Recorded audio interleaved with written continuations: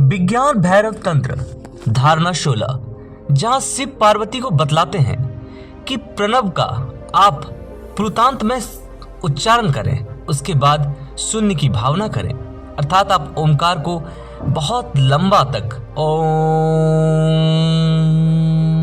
इस प्रकार का उच्चारण करके फिर आप उसके बाद शून्यता का भावना करें।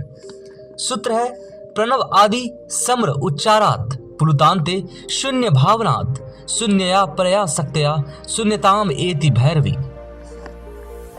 महर्षि पतंजलि ने भी अपने योग दर्शन में कहा है तस्य वाचका प्रणव, अर्थात उस ईश्वर का यदि कोई नाम हो सकता है तो वह प्रणव है। और जब प्रणव भी ब्रह्म में लीन हो जाता है तब आप पूर्ण एकात्म हो जाते हैं। इस सृष्टि का मूल तत्व तो एक ही है जो चैतन्य स्वरूप है, जिसे आप ब्रह्म कहें, ईश्वर कहें, परमात्मा, आत्मा, कुछ भी नाम दें, मगर वह है तो एक ही जो निराकार है, जिसका न कोई स्वरूप है, न कोई आकार, न कोई रंग।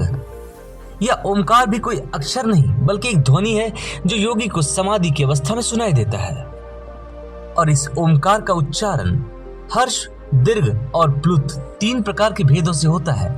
पहले धीमा, फिर तेज और उसके बाद बहुत तेज। और उस प्लुत स्वर के बाद साधक उसमें शून्य की भावना करे। इस शून्य की भावना से साधक पराशक्ति में प्रवेश कर जाता है। भगवान शिव कहते हैं कि हे भैरवी, यह शून्यता ही पराशक्ति का बोध कराती है। प्रणव आदि सम्र उच्चारात प्लुतान्ते शून्य भावनात्, यानी कि प्रणव का उच्चारण करें प्लुत में और फिर उसके बाद ऐसी शून्यता का भावना करें। और ऐसे एक लंबे अभ्यास के बाद आप स्वयं में भैरव स्वरूप हो जाते हैं। 17वीं धारणा में भैरव भैरवी से कहते हैं कि केवल प्रणव ही नहीं अपितु वर्णमाला में विद्यमान किसी के भी वर्ण की पूर्व और अपर अवस्था का, अर्थात उच्चारण करने की इच्छा तथा उसके विराम अवस्था का शून्य से अनुगत रूप से ध्यान करें। अर्थात इन दोनों स्थितियों में वर्ण शून्य स्वभाव ही है। इस तरह की भावना करने से साधक शून्य शक्ति के माध्यम से शून्य स्वरूप शून्याकार होकर शून्य में ही विलीन हो जाता है। इस अवस्था में सारा जगत शून्य रूप ही दिखाई देने लगता है तथा वह इसे गंधर्व नगर के समान मिथ्या समझने लगता है तथा इससे ऊपर वह पर ब्रह्म ही समझने लगता है। सूत्र है यस्य कस्यापि वर्णस्य पूर्वांत अवनुभावित शून्यया शून्य भूतोषु शून्याकार पुमान भवित। यानी जो आप प्रणव में किए वैसे ही किसी भी वर्ण को पकड़कर आप उसमें शून्यता का भावना कर सकते हैं। धीरे धीरे सब कुछ विलीन होकर शून्य हो जाएगा और अंततः आप अपने भैरव स्वरूप का अनुभव कर लेंगे। 19वीं धारणा में शिव पार्वती को बता रहे हैं पिंड मंत्रस्य सर्वस्य स्थूल वर्ण कर्मेन्तु अर्धेन्दु बिंदु नादांत शून्योच्चरात भवेच्व। अर्थात प्रणव आदि पिंड मंत्र कहलाते हैं क्योंकि इनमें पृथक पृथक वर्णों की स्थिति रहती है और अंत में प्राय एक संयोजक स्वर बसता है।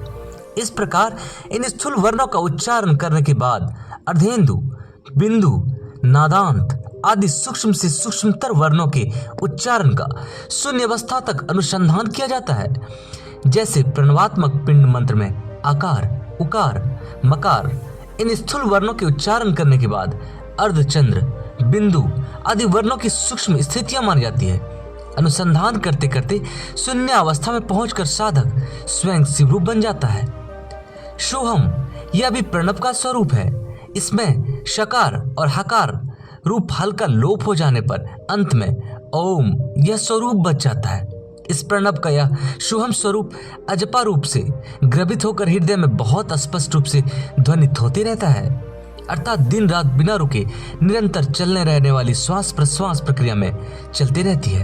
यह ओमकार प्रत्येक प्राणों के हृदय में अनाहत नाद के रूप में ध्वनित होता है। हम इसी तेज की उपासना करते हैं। धन्यवाद दोस्तों, चैनल पर बना रहें, सब्सक्राइब करना ना भूलें और वीडियो को लाइक जरूर करें।